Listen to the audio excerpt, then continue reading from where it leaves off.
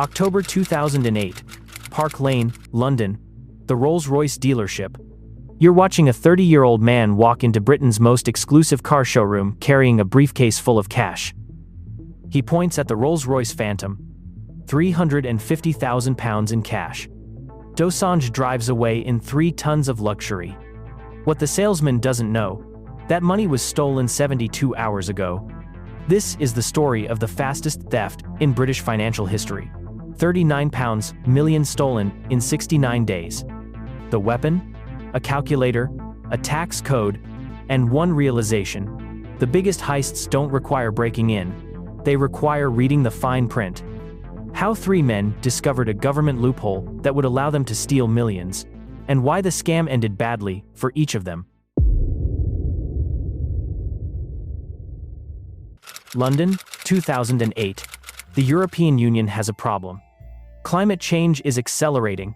Emissions are rising. Something must be done. Their solution: create a market for pollution itself. The EU emissions trading scheme launches with elegant simplicity. Every company gets a carbon allowance, permission to emit a certain amount of CO2. Emit less than your allowance? Sell your extra credits. Emit more? Buy credits from others. It's capitalism applied to environmentalism. Let the market solve climate change. Within months, carbon credits become a commodity, like oil or gold. Traders buy and sell them on exchanges. Prices fluctuate. Fortunes are made on tiny price movements. But here's where it gets interesting. These carbon credits are intangible. They're not physical certificates. They're just digital entries in a registry. Numbers on a screen representing permission to pollute. And like any EU cross-border transaction, they're subject to value-added tax, VAT. 20% added to every sale. The system works like this. Company A in France sells credits to Company B in Britain. Company A charges VAT. Company B pays it. Then, Company B reclaims that VAT from the British government as a legitimate business expense. Simple, logical, completely exploitable. Because here's the flaw nobody anticipated. What if Company A collects the VAT, promises to pay it to the French government, but vanishes before the payment is due? Company B still gets their VAT refund from Britain, but France never receives the original VAT payment. The money just disappears into the gap between 2 tax systems. This type of fraud has a name: missing trader intra-community fraud, MTIC for short, or more colorfully, carousel fraud, because the same money spins in circles generating profit with each rotation. It's been used for years with mobile phones and computer chips. Small items, high value, easy to transport. But carbon credits? They're perfect. Infinite supply. No physical transport needed. Transactions can happen in seconds. And the sums involved are astronomical. In September 2008, a 30-year-old businessman named Sandeep Singh Dosanjh realizes all of this, and he has exactly one thought: I can do this better than anyone.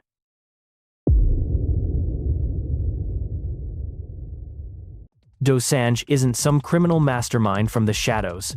He's a legitimate businessman, owns several companies, understands corporate structure, knows how to navigate bureaucracy. He lives in Bayswater, one of London's most expensive neighborhoods, drives a Bentley, wears Savile Row suits, looks every inch the successful entrepreneur. But successful isn't enough. Dosanjh wants spectacular. September 2008. He begins setting up the architecture for the biggest tax fraud in British history. Not that he thinks of it as fraud. In his mind, he's simply exploiting a legal loophole. Being clever. Finding edge. First, he needs companies. Lots of them, each playing a specific role in the carousel. He incorporates a series of firms. Clean corporate structures. Legitimate registration. Proper paperwork. Everything looks professional because it is professional. These aren't shell companies hidden in Panama. They're registered in Britain with UK addresses and British bank accounts. Next, he needs partners. People he trusts. People who understand the plan and won't panic when millions start flowing through accounts. He recruits 2 men, Ranjot Singh Chahal, 35, and Navdeep Singh Gill, 31. Both have business experience. Both understand corporate finance. Both are ambitious enough to see the opportunity and hungry enough to take it. The three men divide responsibilities. Dosanjh handles strategy and overseas connections. Chahal manages the UK company operations. Gill coordinates the transactions and paperwork. Then they wait. The EU carbon market is volatile in late 2008. The financial crisis is creating chaos. Perfect conditions for what they're planning. October 2008. Everything is ready. The companies are registered, the bank accounts are open. The overseas connections are established. Dosanjh makes the first purchase. €2 million in carbon credits from a European supplier. The transaction is legitimate. The credits are real. The paperwork is perfect. Then comes the clever part. Here's how the scheme works. Company A, controlled by Dosanjh, buys carbon credits from a European supplier. No VAT on this purchase because it's a cross-border transaction. Company A immediately sells those same credits to Company B, also controlled by Dosanjh, within the UK. This sale includes 20% VAT. So if the credits cost £1 million, Company B pays £1.2 million. The extra £200,000 is VAT that Company A must remit to the government. Company B then sells the credits to a legitimate British company, a real business that needs carbon credits for their operations. Company B charges VAT on this sale too.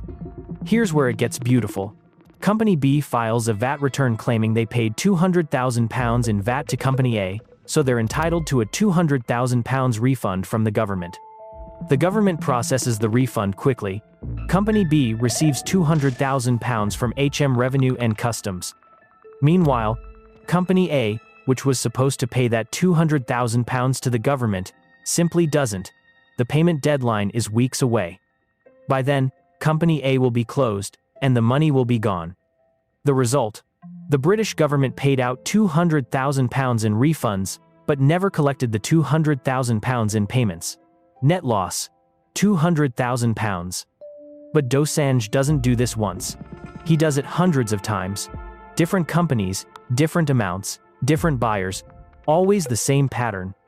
Buy credits, sell with VAT, claim refund, vanish before payment due. The first week alone generates £2.3 million in fraudulent VAT refunds. Week 2, £4.1 million. Week 3, £5.8 million. The money flows like water through the corporate structure, into UK accounts, then immediately transferred overseas. Gibraltar, Cyprus, Switzerland, complex banking networks that obscure the trail. Dosanjh watches the transfers from his office in Bayswater. Each notification brings another surge of cash. The numbers are almost abstract, too large to feel real. By the end of October 2008, they've stolen £11 million, and Revenue and Customs hasn't noticed a thing. November 2008, Dosanjh trades in his Bentley. Not for something modest. For a Rolls-Royce Phantom, the flagship model, the car that costs more than most houses, he pays cash. The Rolls-Royce dealer in Park Lane doesn't ask questions. Cash buyers exist, especially in London, especially among wealthy South Asian businessmen who prefer discreet transactions. The transaction takes 40 minutes. The dealer's finance manager counts the cash twice, £350,000 in £50 notes, bundled in bank wrappers. Everything legitimate on the surface. The paperwork is processed, insurance arranged, registration transferred. Dosanjh signs the final documents with a Mont Blanc pen that cost more than the average monthly salary. The keys are handed over with the reverence reserved for £250,000 vehicles. He drives his new Phantom through Mayfair, feeling the 3 tons of engineering respond to the lightest touch. The car is whisper quiet, effortless. A vehicle designed for people who've transcended normal concerns about fuel economy or parking. But home to Bayswater suddenly feels inadequate. The Bentley had matched his previous apartment. The Phantom demands something grander. He finds it on Gloucester Terrace, a £1 million townhouse in one of London's most prestigious areas. Victorian architecture, high ceilings, marble floors, original moldings, the kind of place that whispers old money and inherited wealth. The viewing takes 30 minutes. Dosanjh makes an offer immediately. Full asking price.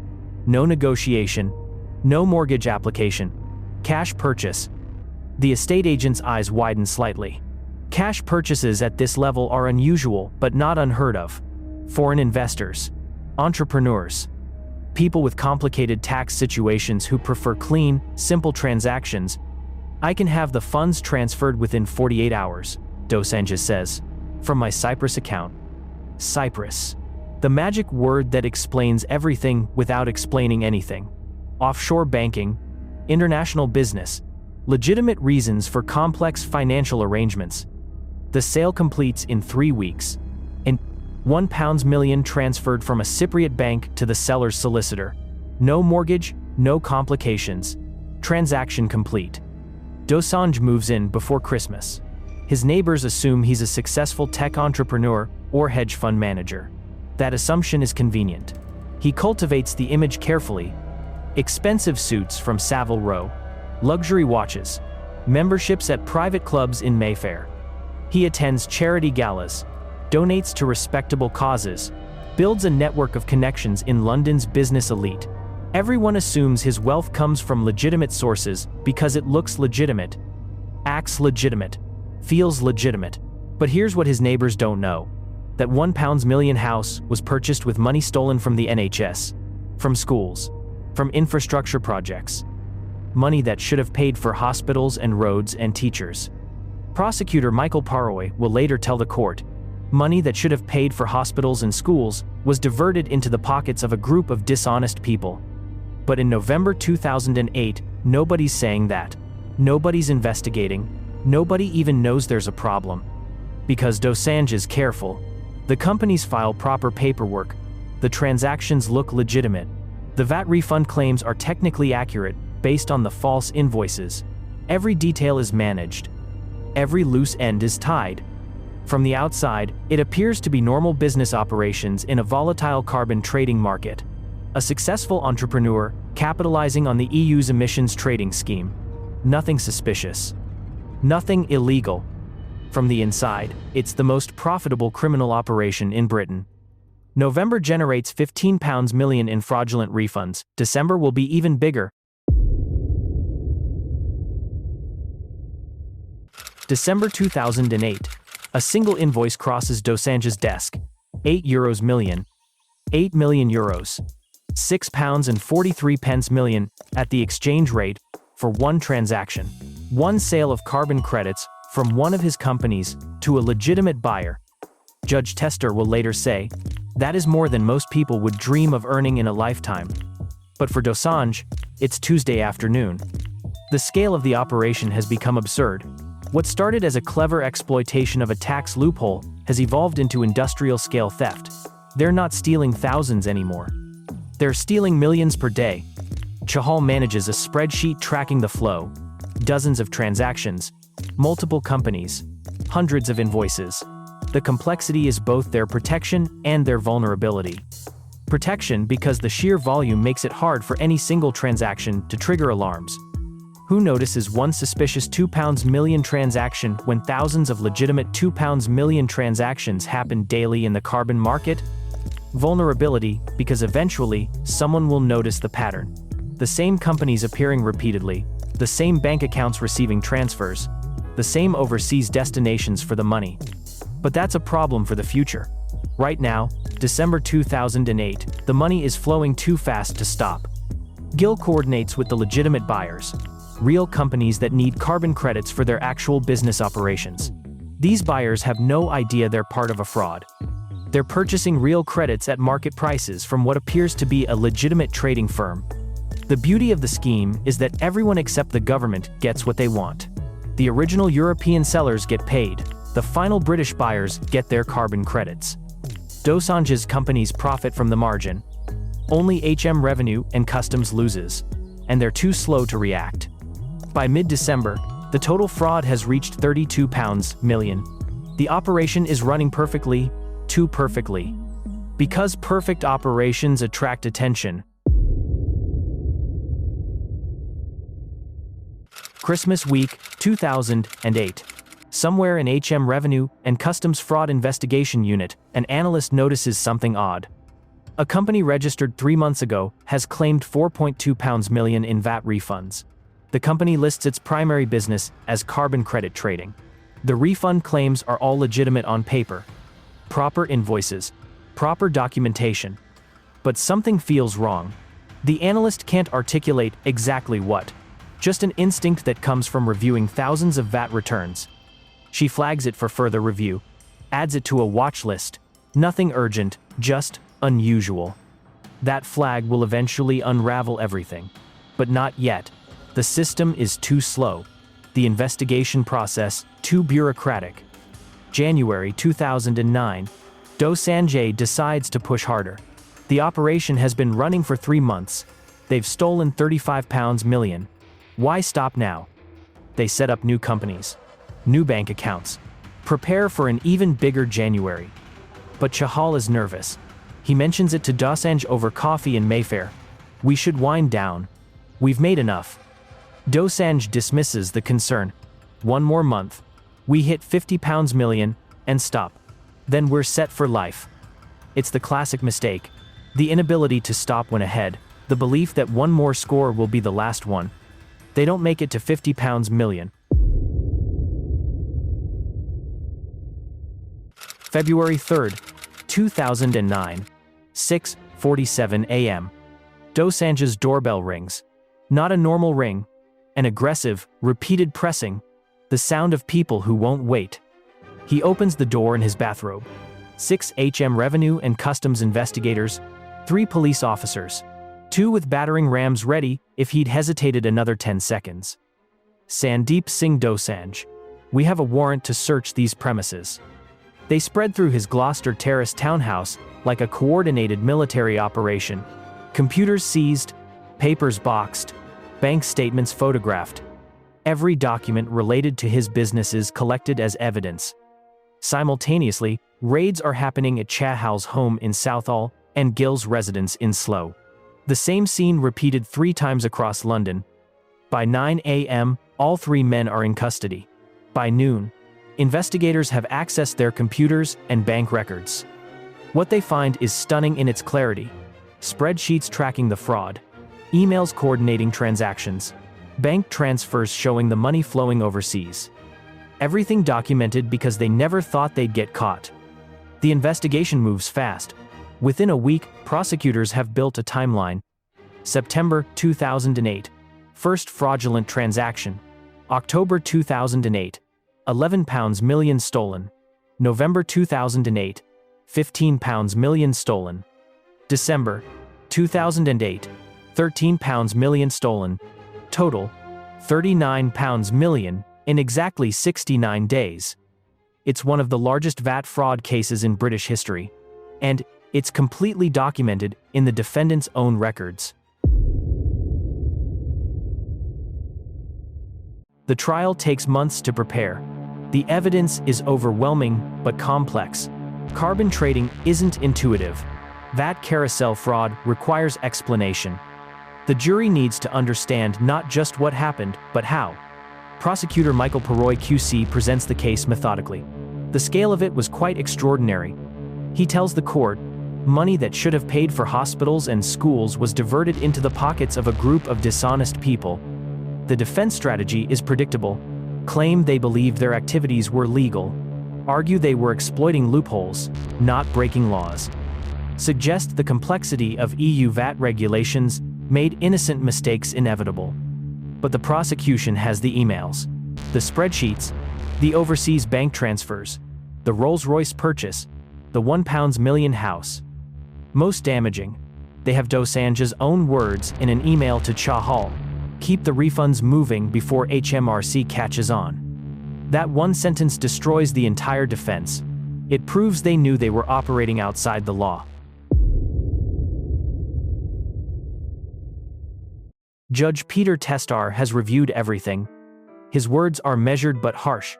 Dosanjh wanted to be perceived as successful and had the profile of a respectable businessman, but did allow the mask to slip. He continues, the total loss to the public purse was £39 million.